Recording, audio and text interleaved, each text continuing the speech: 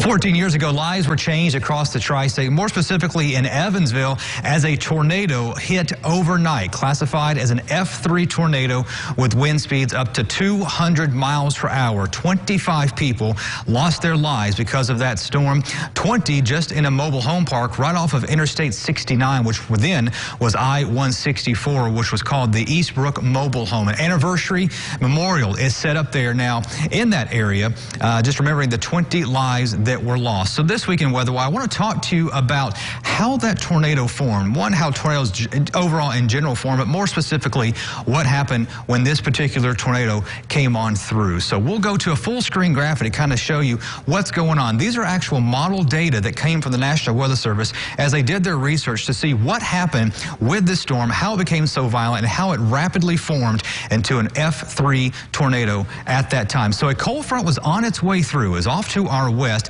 but you can see there was a northward surge of moisture working its way in. Moisture itself is fuel for a storm. A storm needs moisture, obviously, because storms bring rain, but the more moisture a storm can get, higher dew points, that then in turn will result in more fuel for that storm. There's also a lot of instability in the atmosphere. We look at something called a lapse rate, also a lifted index as well. Kind of put those together to form some instability.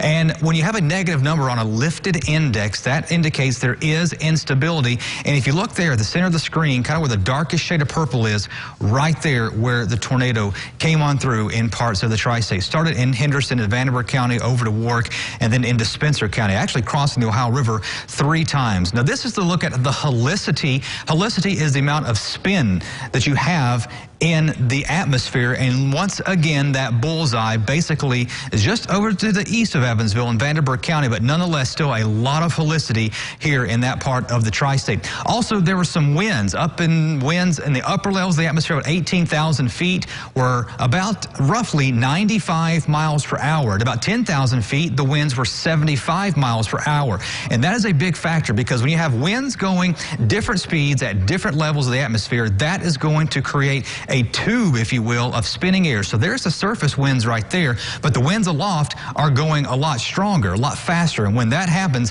it creates that tube I was just telling you about that starts to spin. Well, when that begins to spin and then a storm comes on by, it has updrafts with it. Those updrafts then take that tube of air, turn it vertical, and pull it up into the storm, which then can create a wall cloud. And if that storm continues on, sooner or later, it's very possible that you can have a tornado just as you see right there. So a quick demonstration kind of show you, same concept. You see I have my tube here with my moisture, my storm, but then as an updraft begins to take it into the vertical, and you get enough rotation, then as you see here, there is a tornado. That is how tornadoes form, and more particular, more how specific that one formed there, that hit in that mobile home park. Well, the good news is no tornadoes in our forecast, just a lot of cold weather.